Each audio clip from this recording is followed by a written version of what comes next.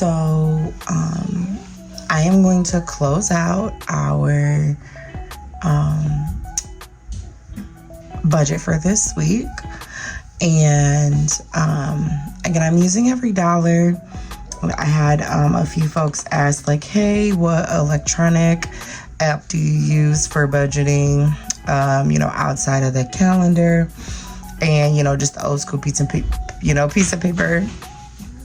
So I'm showing you Everydollar, which is the one that I use most consistently. Again, I like Everydollar for my tracking so I can see like where we're at as far as spending is concerned. But I'm a Paycheck budgeter, and this works fantastic for if you're like a monthly budgeter. And it gives you a nice overview, which is why I still like to complete it. They do have paycheck planning as part of their premium planning, which works well, right, when we're trying to figure things out. And it even tells us where we are today, kind of where my account would be and everything. And then again, will take us to the end of this pay period and where we would be at. What I don't like about it is that I can't like maintenance these, right? Like if I decide like, oh, I'm only going to spend $20 instead of $40 this week or whatever, like I can't maintenance these specific amounts, which is why I still like my pen and paper. But like I said, I still like to track my transactions so that I can see kind of where we at and where we've been spending. And as you can see, we're already a little bit over budget. So right now I'm just going to take the time to fill in these transactions. So I will be right back.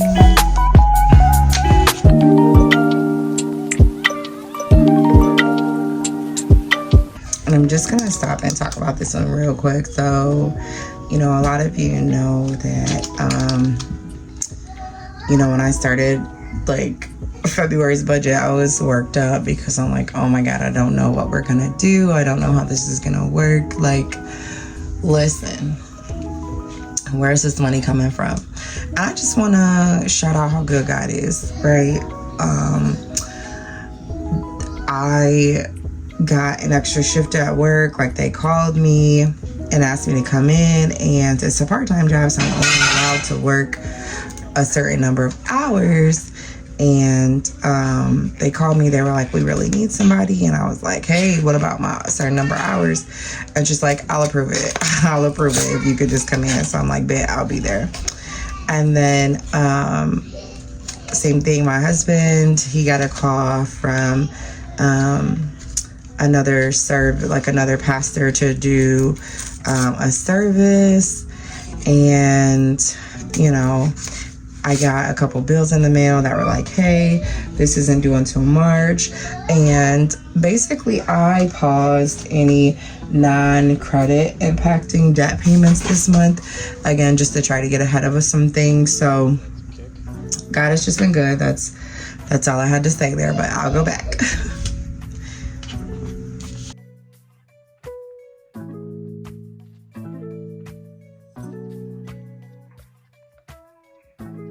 So that is done.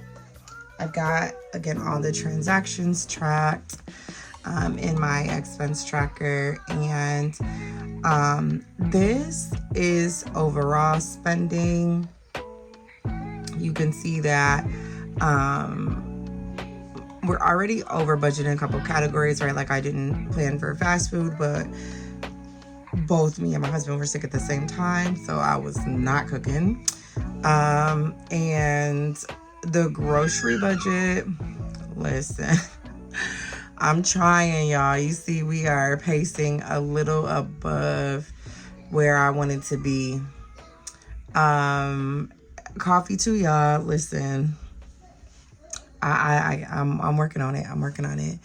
I've even overspent in my own category, but I don't have a need for anything else. So, I am going to do my best to not touch it. And my husband is tracking to spend more too. So we're working on it, y'all. We're working on it. We've had a small expense for the kids.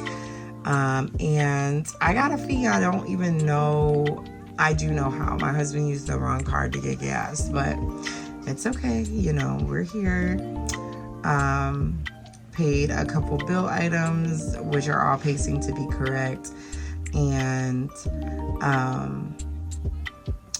yeah, paid off that account. So, not too bad. The next, I'm going to start planning for this paycheck.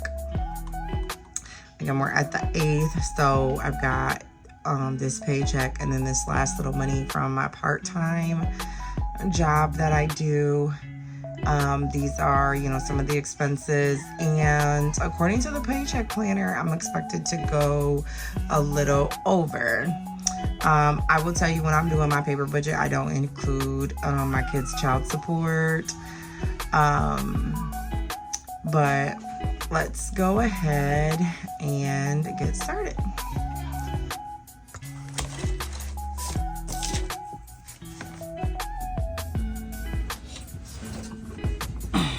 All right. The other thing I know that, you know, we have to pay for is this rental car while we are still, y'all, waiting for this car to get fixed. And it's going to run us another $275 for another week. So at this point, I want to see what I'm working with left, y'all. So $914 is our amount here, minus our $80 for laundry, minus our $40 for gas, and minus our $275 for the car. So that leaves us $519. Then we obviously got to get groceries and household items, which I've been sticking us to a budget, y'all. So I'm gonna do about $350 for that. And then my son desperately needs a haircut, and that is going to run us $20. And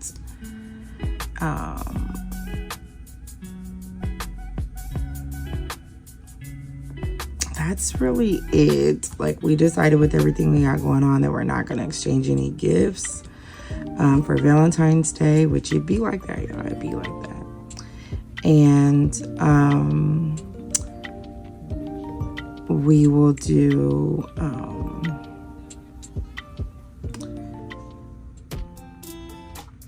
I'm going to take out $30 for an expense that I have for myself, and that leaves $119, and that is going directly in our savings account. Like,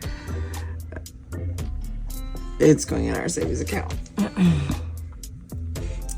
And that should bring us to zero, right? So we've got the balance in the account, right? What I'm expecting from the employer, bills, we take out all of our bills, and then with what's remaining, we can pay our variable expenses. You know, the goal is to get this emergency fund up, right, to our $1,000. So right now there's nothing in there, so this would be a huge jump start to it. You know, working really hard towards putting that up. And then just hoping and praying, y'all. Hoping and praying and wishing and praying, y'all. About this car, okay? About this car. That is it, y'all. I will be back in a week to give you an update on how things are going. And then I will also be back with a cash stuffing video, because I am going to cash stuff our envelopes. So I'm going to take this out the bank tomorrow and cash stuff. All right. I'll see you then. Bye-bye.